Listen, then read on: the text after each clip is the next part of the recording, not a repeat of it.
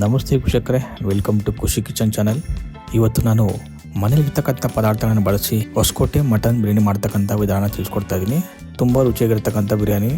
ನೀವು ಮನೇಲಿ ಟ್ರೈ ಮಾಡಿ ಹೇಗಿದೆ ಅಂತ ಹೇಳಿ ಕಮೆಂಟ್ ಬಾಕ್ಸಲ್ಲಿ ತಿಳಿಸಿ ಅಂತ ಹೇಳ್ತಾ ಬನ್ನಿ ವಿಡಿಯೋ ಸ್ಟಾರ್ಟ್ ಮಾಡೋಣ.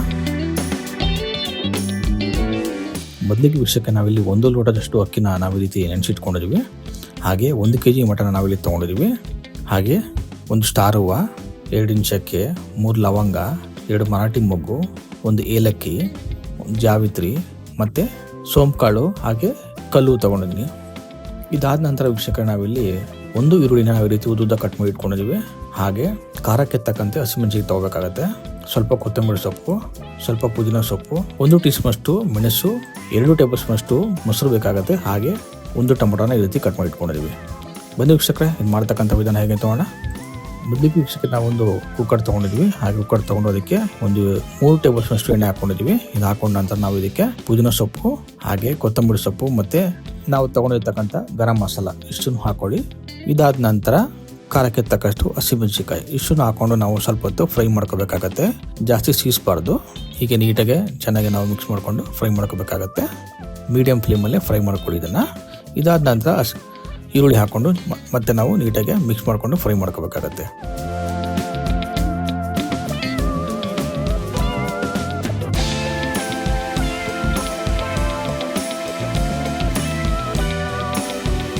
ನೋಡಿ, ಇದು ಚೆನ್ನಾಗಿ ಫ್ರೈ ಆದ ನಂತರ ನಾವೀಗ ಮಟನ್ ಹಾಕೊಳ್ಳೋಣ. ಮಟನ್ ಹಾಕ್ಕೊಂಡು ನಾವು ಚೆನ್ನಾಗಿ ಮಿಕ್ಸ್ ಮಾಡಿಕೊಂಡು ಇದ್ರ ಜೊತೆಗೇ 1/4 ಟೀ ಸ್ಪೂನ್ ಅಷ್ಟನ್ನ ಮತ್ತು ಮಟನ್ಗೆ ಎಷ್ಟು ಬೇಕೋ ಅಷ್ಟು ಉಪ್ಪನ್ನು ಹಾಕ್ಕೊಂಡು ಚೆನ್ನಾಗಿ ನಾವು ಮಿಕ್ಸ್ ಮಾಡ್ಕೋಬೇಕಾಗತ್ತೆ.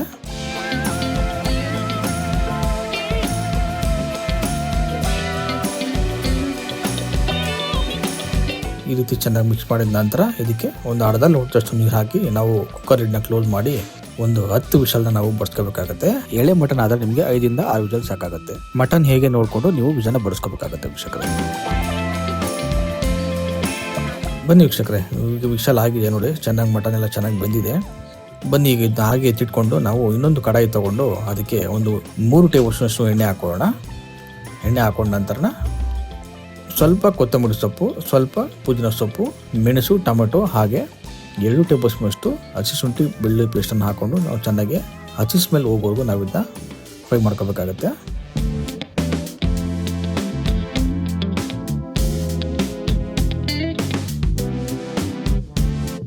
ನೋಡಿ, ಈ ರೀತಿ ಆಗುವಾಗ ನಾವು ಫ್ರೈ ಮಾಡ್ಕೋಬೇಕಾಗುತ್ತೆ. ಈ ಸಮಯದಲ್ಲಿ ನಾವೇನು ಮಟನ್ ಬೇಯಿಸ್ಕೊಂಡಿದ್ವಲ್ಲ ಅದನ್ನು ಹಾಕ್ಕೊಂಡು ಚೆನ್ನಾಗಿ ನಾವು ಮಿಕ್ಸ್ ಮಾಡ್ಕೋಬೇಕಾಗತ್ತೆ.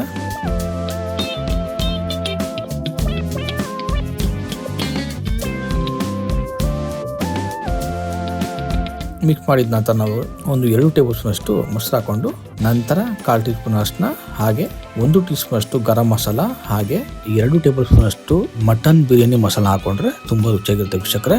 ಹಾಕೊಂಡು ರುಚಿಗೆ ತಕ್ಕಷ್ಟು ಉಪ್ಪನ್ನು ಹಾಕಿ ಚೆನ್ನಾಗಿ ಮಿಕ್ಸ್ ಮಾಡ್ಕೊಳ್ಳಿ.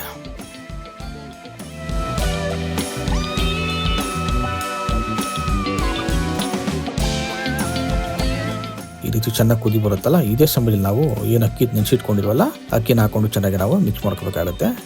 ನೋಡಿ ವೀಕ್ಷಕರೇ, ಇಲ್ಲಿ ನಾವು 1 ಲೋಟ ಅಕ್ಕಿ ತೊಗೊಂಡಿದ್ವಿ. 1 ಲೋಟಕ್ಕೆ ನಾವು 2 ಲೋಟ ನೀರನ್ನು ಹಾಕೋಬೇಕಾಗತ್ತೆ. 3 ಲೋಟ ನೀರು ಹಾಕಬಾರ್ದು, ಯಾಕೆಂದರೆ ಅನ್ನ ತೊಪ್ಪೆ ಹಾಕ್ಬಿಡುತ್ತೆ. ಆದ್ದರಿಂದ ನಾವು 1 ಲೋಟ ಅಕ್ಕಿಗೆ 2 ಲೋಟ ನೀರನ್ನು ಹಾಕೊಂಡು ಚೆನ್ನಾಗಿ ಮಿಕ್ಸ್ ಮಾಡಿಕೊಂಡು ಹಾಗೆ ಅರ್ಧ ನಿಂಬೆಹಣ್ಣು ರಸವನ್ನು ಇದಕ್ಕೆ ಹಾಕಬೇಕಾಗತ್ತೆ. ಹಾಕೊಂಡು ಚೆನ್ನಾಗಿ ಬಾಯ್ಲ್ ಮಾಡ್ಕೊಳ್ಳಿ.